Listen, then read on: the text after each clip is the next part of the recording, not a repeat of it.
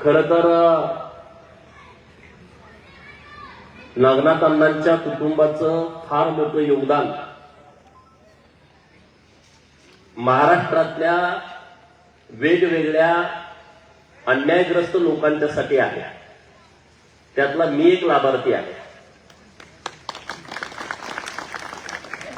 आणि आज आपण आपल्या दसरा मेळाव्याची सुरुवात राजे शिवछत्रपती आणि नागनाथ अण्णा यांना अभिवादन करून केली आहे. आष्ट्यामध्ये तर आम्ही नेहमीच येतो. बिरोबाचं मोठं मंदिर इथं आहे. बिरोबाचा आशीर्वाद माझ्या पाठीशी कायमच असतो. आणि म्हणून तुमच्याकडे येताना सुद्धा बिरोबाचा आशीर्वाद घेऊन आलोय की जेणेकरून आपला प्रश्न निकाली निघाला पाहिजे. बिरोबाची दैवी शक्ती आपल्या सगळ्यांच्या पाठीशी उभी राहील आणि आपल्या सगळ्या प्रश्नाला वाचा फुटेल असं मला मनापासून वाटतंय.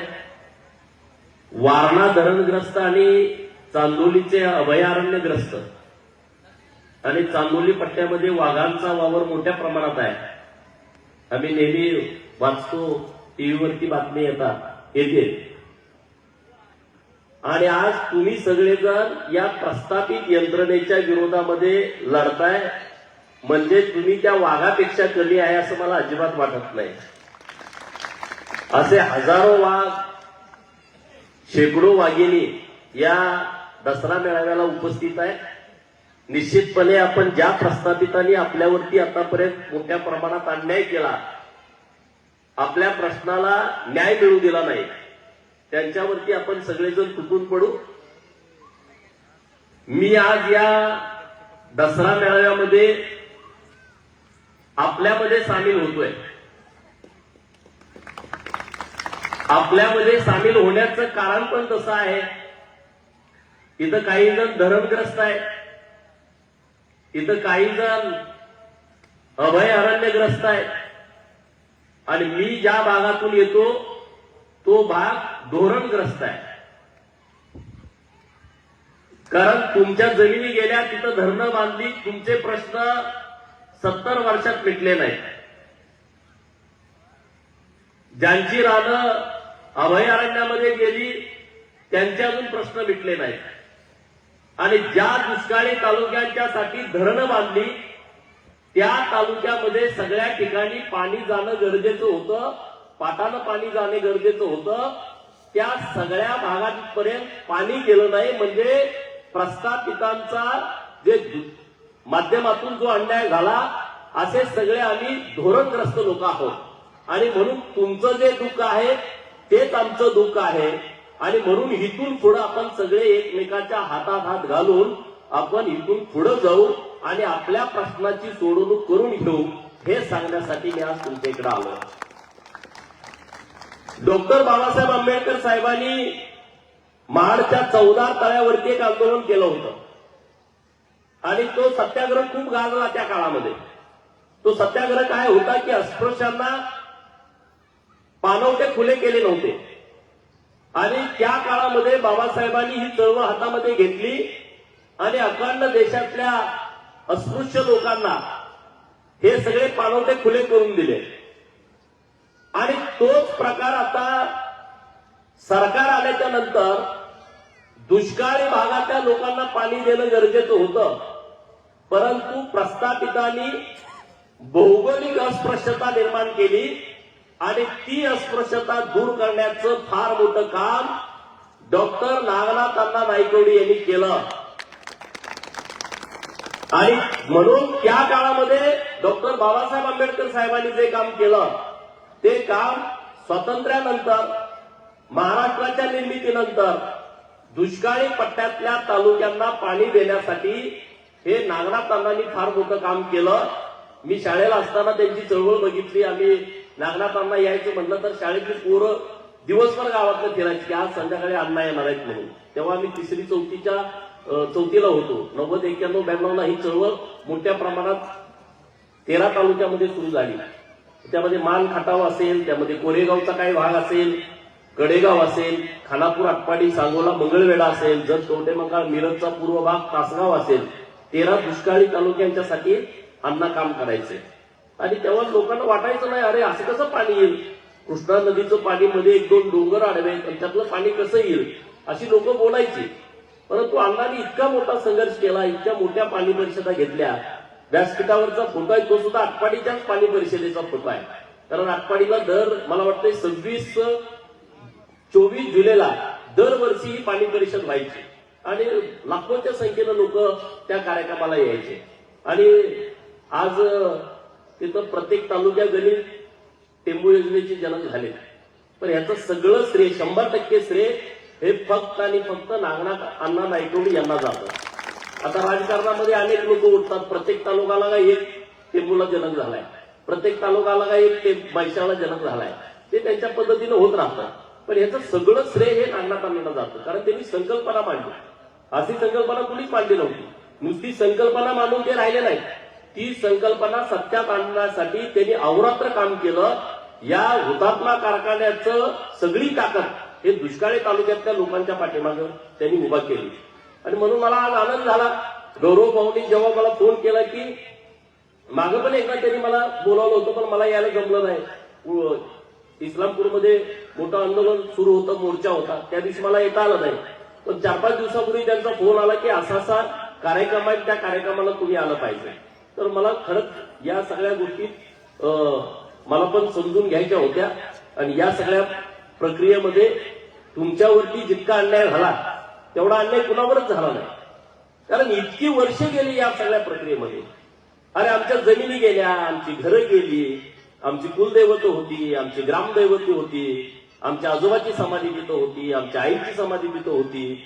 आम्ही तिथं सगळे जन्माला आलो, आम्ही तिथं बागडलो.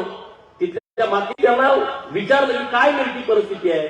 लोकांचं आंदोलन आम्ही पेपरला वाचत होतो, लोक आम्हाला बाहेर पडायचं नाही, 35 काहीतरी गाव होती त्यांना बाहेर काढायचं चालू होतं. तर तुम्हाला इतकं वाईट वाटतं. लोकांना सगळ्या आम्ही बाहेर काढले, परंतु त्यातले काही लोक अधूनमधून गावाला येतात, त्यांचं तिथं ग्रामदैवत आहे, त्याचं कुलदैवत आहे.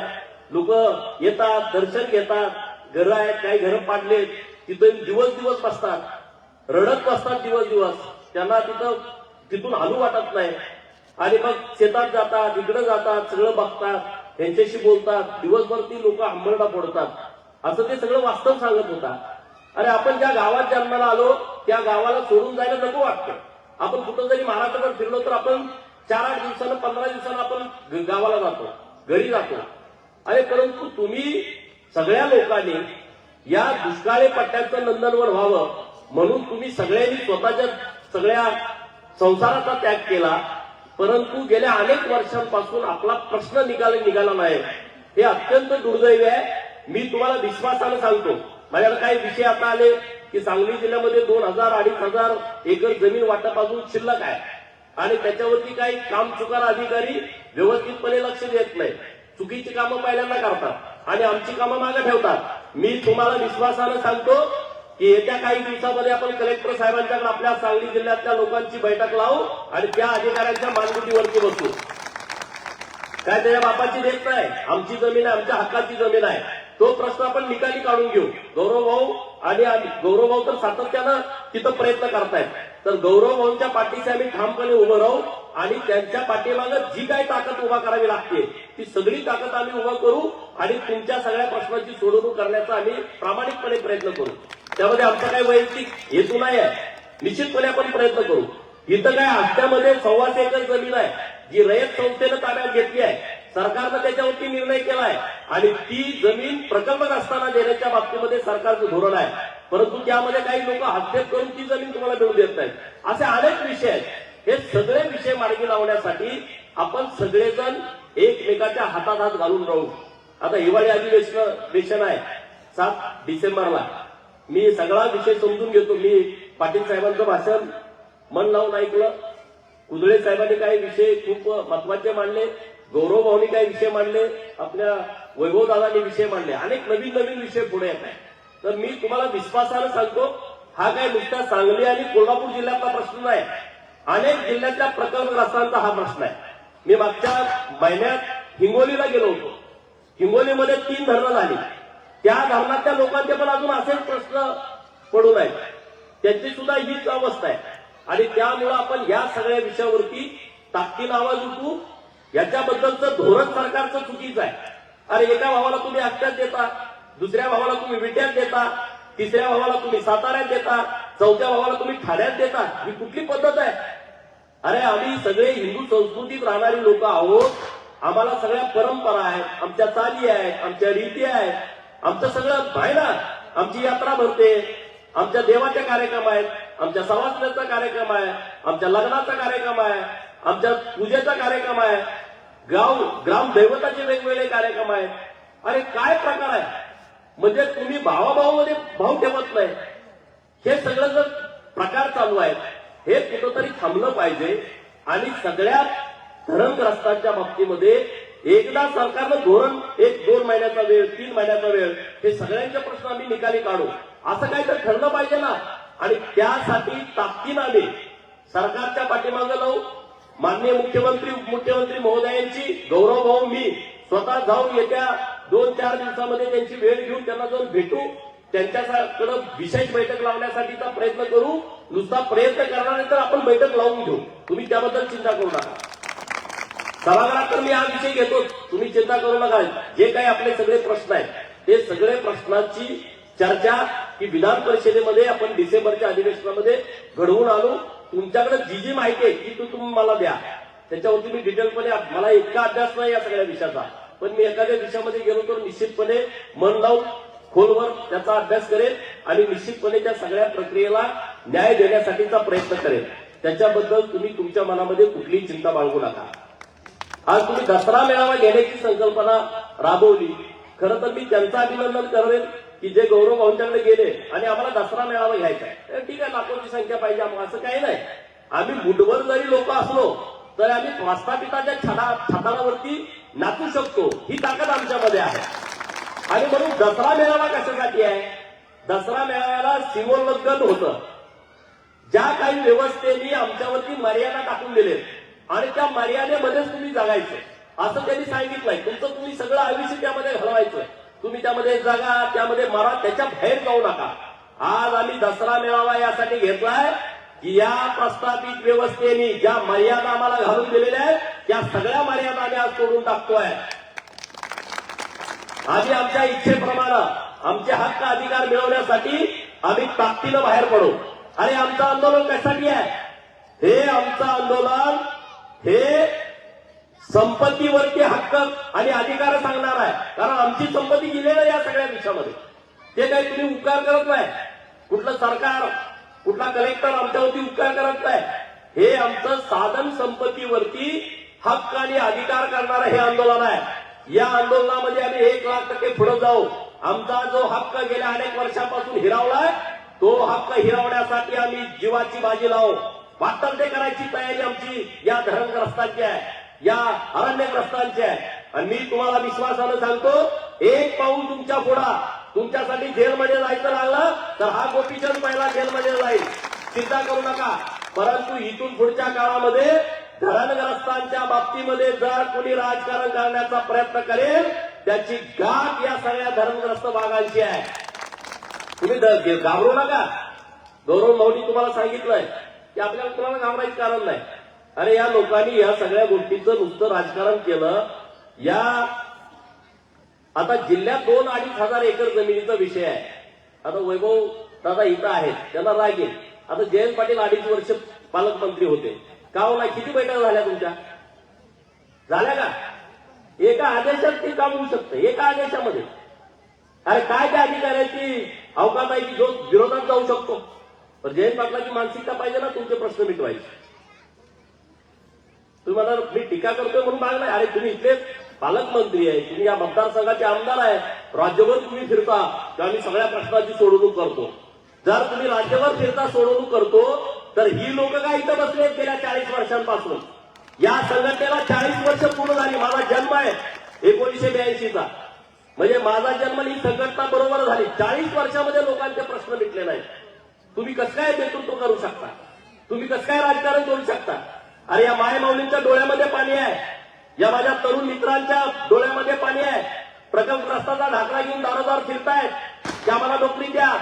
अनेक पोरं आहेत की त्यांना अजून प्रकल्पग्रस्तांचा दाखला मिळाला नाही, अनेक मुलं आहेत त्यांना नोकरी मिळाली नाही, अनेक मुलं आहेत त्यांना जमीन मिळाली नाही, आणि आमच्या पिढ्या गेल्या, आमच्या पिढ्या मेल्या की आमचं हक्काचं देऊन सुद्धा तुम्ही आज आमच्यावर मागणकऱ्यांसारखी वेळ आणली आहे. हे किती दिवस चालणार आहे? हे जास्त दिवस आपण खपवून घ्यायचं नाही. आपण माननीय गौरव भाऊंच्या पाठीशी सगळेजण ठामपणे उभा राहू आणि तुमच्या सगळ्या प्रश्नांची सोडवणूक करण्यासाठी जे जे करावं लागेल ते सगळं करण्याची तयारी हा गोपीचंद तुमच्यासाठी करेल. तुम्ही अजिबात चिंता करू नका. हा सगळ्या ठिकाणचा प्रश्न आहे. मोकाईचा प्लॉट असलं तर लगेच अधिकारी गडबडीने घेतोय आणि त्याचं प्लॉट लगेच तयार करून देतोय. ते कसं काय होतंय? लगेच त्याला जमीन वाटण्यात इंटरेस्ट नाही अधिकाऱ्याला, त्याला मोक्याचा प्लॉट वाटण्यात इंटरेस्ट आहे. तिथं कुणीतरी दुसराच घेऊन जातो. त्या माणसाच्या नावावर फक्त एक दिवसच सातबारा होतो, दुसऱ्या दिवशी त्याचं खरेदी रस्त होऊन जातं. अरे कितीतरी पुढाऱ्यांच्या नावावरती धनग्रस्तांच्या हजारो एकर जमिनी मुंबई आणि मुंबईच्या परिसरामध्ये आहेत. ज्यांनी या नेतृत्व केलं, गौरव भाऊ बोलले तो विषय बरोबर आहे. अनेक लोकांच्या नावावरती या जमिनी आहेत. ठाणे पट्ट्यामध्ये, रायगड जिल्ह्यामध्ये आणि नवी मुंबईचा काही भाग आहे. तिथं मोक्याचे प्लॉट हे सगळे धरणग्रस्तांचे होते. ते सगळे या सगळ्या लोकांनी फायदे फिरवून त्यांच्या नावावरती करून घेतल्या.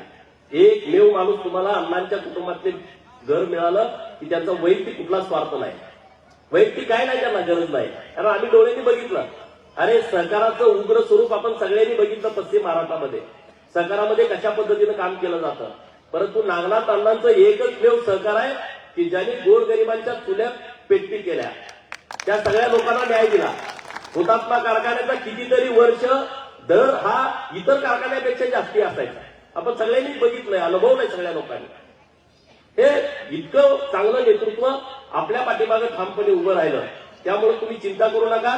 हे जे आपले प्रश्न घेऊन आपली संघटना लढते, या संघटनेच्या पाठीमागे आम्ही पाठबळ देऊ. माननीय देवेंद्र फडणवीस साहेबांच्याकडे आणि माननीय एकनाथ शिंदे साहेबांच्याकडे आपण या विषयावरची बैठक लावण्यासाठी आपण प्रयत्न करू आणि ती बैठक घडवून आणू. नुसतं एक बैठक घडवून आपला प्रश्न मिटणार नाही. आपण सातत्यानं, मी एक तुमचा सहकारी आहे असं तुम्ही समजा. मी सातत्यानं जिथं कुठं वाटेल तिथं तुम्ही नुसतं मला माहिती द्या, मी बरोबर त्याचा कुठं कार्यक्रम लावायचा तिथं लावतो. तुम्ही अजिबात चिंता करू नका, अजिबात काळजी करू नका तुम्ही. आणि त्यामुळं तुम्ही संघटित राहावा, एकत्रित राहावा आणि इथल्या नेतृत्वाने तुमचे प्रश्न मिटवले नाहीत. अरे जयंतरावला लाज वाटायला पाहिजे ना.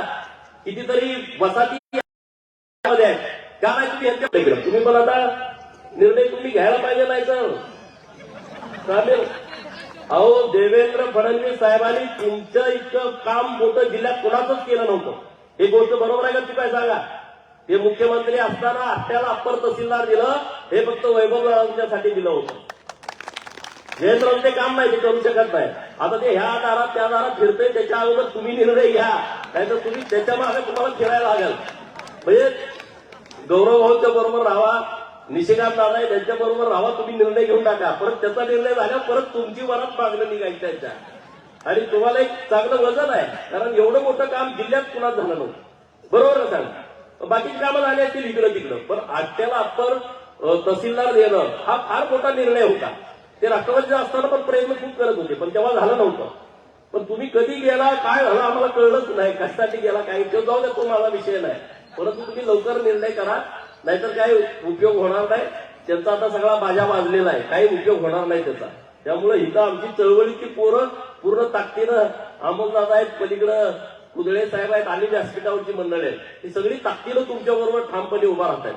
आणि त्यामुळं या सगळ्या विषयाला आपण वाचा फोडू, सगळ्यांची एकजूट करू, एकमत करू. राजकारण हा दुय्यम भाग आहे, राजकारणानंतरचा भाग आहे. आपला प्रश्न फार महत्वाचा आहे आणि त्या प्रश्नाची सोडवणूक होण्यासाठी आपल्याला सगळ्यांना एकजूट व्हावं लागल, एकत्रित व्हावं लागल आणि ताकद उभा करावी लागेल. आणि या सगळ्या प्रश्नाला वाचा फोडण्याची क्षमता ही गौरव भाऊंच्या नेतृत्वामध्ये आहे. अरे आमच्या तालुक्यावर तरी या घराण्याचं इतकं उपकार आहे की आमच्या पिढ्यानपिढ्या नागनाथ अण्णांच्या घराचे उपकारच फेडू शकत नाहीत, फेडू शकत नाहीत. अरे काय त्यांना काय तिथं उभं राहायचं होतं का, त्यांना काय निवडणूक लढवायची होती, काय नाही त्यांचा वैयक्तिक स्वार्थ. ते तिथं आमच्याकडे राहायचे, तंबूमध्ये राहायचे. आटपाडी आमच्या गेस्ट हाऊसच्या समोर एक तंबू होता, त्या तंबूत राहायचे. त्यांचं जेवण खाणं सुद्धा इथून कारखान्यावरनं यायचं, ते तिथं पाणी पण प्यायचे नाही. इतकं मोठं नेतृत्व की ज्याने आमच्या दुष्काळी पट्ट्यात अरे आमच्या तालुक्यामध्ये कावीळ झाली तर ऊसाचं कांड मिळायचं नाही. आज आमच्याकडं मागच्या 2014 पूर्वी आम्ही आंदोलन करायचो की टँकर द्या, आम्ही आंदोलन करायचो छावणी द्या, इतकं संघर्ष करावा लागायचा. आता 3-4 वर्षापासून आम्हाला टोळी द्या म्हणून आम्हाला ह्या कारखान्याला फोन करा, त्या कारखान्याला फोन करा. आमच्याकडे सगळे शेतकरी अहो आम्हाला टोळीच मिळाली नाही, आम्हाला कारखान्याने ऊस नेला, आम्हाला बिल मिळालं नाही. इतकं परिवर्तन झालं. हे परिवर्तन कुठल्या आमदार खासदारामुळे झालं नाही. हे परिवर्तन फक्त आणि फक्त स्वर्गीय नागनाथ अण्णा नायकवडी यांच्यामुळे झालं. मी आता छोटा कार्यकर्ता आहे, परंतु त्यांच्या ऋणातून आमची उतराई होऊ शकत नाही, कारण आम्ही एवढं मोठं काम करू शकत नाही. पण कधी ना कधी आम्ही या सगळ्या विषयाला थोडा का होईना न्याय देण्याचा आम्ही निश्चितपणे प्रयत्न करेल. नागनाथ अण्णांच्या बाबतीमध्ये काही ना काही करण्याची इच्छा आहे कार्यकर्ता म्हणून माझी आहे, आणि निश्चितपणे त्याला योग्य वेळी न्याय मिळेल असं मला निश्चितपणे वाटतंय. अण्णांनी तुमच्या या संघटनेच्या पाठीमागे मोठं पाठबळ उभा केलं, आणि आज त्यांचाच वारसा, त्यांचा विचार माननीय गौरव भाऊ हे तुमच्या पाठीमागे ताकदीनं उभा राहत आहेत. तर निश्चितपणे आपण सगळेजण एकजुटीनं त्यांच्या बरोबर राहूया आणि आपल्या प्रश्नाची सोडवणूक आपणच करून घेऊ. तुम्ही चिंता करू नका. आणि आज तुम्ही दसरा मेळावा घ्याला, इतक्या मोठ्या संख्येने लोक आहेत, काही चिंता काळजी करू नका. आपण सगळेजण आपल्या जिल्ह्याचे विषय आहेत ते इथं मिटवू, आणि सरकार दरबारी जे विषय आहेत ते माननीय मुख्यमंत्री महोदयांच्याकडे आपण आपल्या सगळ्या विषयाची बैठक लावू आणि त्या प्रश्नाला वाचा फोडू. आज दसरा मेळाव्याच्या निमित्तानं आपल्या सगळ्यांची एकजूट झाली आहे, वज्रमूठ झाली आहे. आणि ही वज्रमूठ तुम्ही असं समजू नका आमच्या वसतीत 500 लोक आहेत. आणि या महाराष्ट्रातले 100च्या वर आमदार आहेत, 1000 मतांनी निवडून येतात. 1000, 1500, 2000, तुम्ही तर किती जण आहात. इथंच तुमची संख्या एवढी मोठी आहे की एखाद्याची उलटा पालट करू शकता, पण तो आपल्याच वेळ नसतो ना. अरे आम्ही काय करणार, ह्यो आला तो आला, हे सोडून द्या ना. इतका मोठा अन्याय कुणावरती झाला का सांगा. बांधावरनं किती मर्डर होतात, बांधावरनं किती मारामाऱ्या झाल्या, बांध फोडला म्हणून. अरे आमचा बांध नाही, आता रान गेलं, कुणाला 10 एकर गेलं, कुणाला 20 एकर गेलं, कुणाला 50 एकर गेलं, अख्खं घर गेलं, तरी पण तुम्हाला राग येत नाही. आणि म्हणून सगळेजण ताकदीनं आपण लढू. निश्चितपणे तुम्ही ज्या भावनेनं मला या कार्यक्रमासाठी बोलावलंय, ज्या तुम्हाला वाटलं की बाबा गोपीचंदला बोलवलं तर निश्चितपणे काहीतरी मार्गी लागल, तर ती भावना तुमची वाया घालवू देणार नाही, एवढंच मी या निमित्तानं सांगतो. परत एकदा तुम्ही सगळ्यांनी आम्हाला दसरा मेळाव्याला बोलावलं, आमचा मान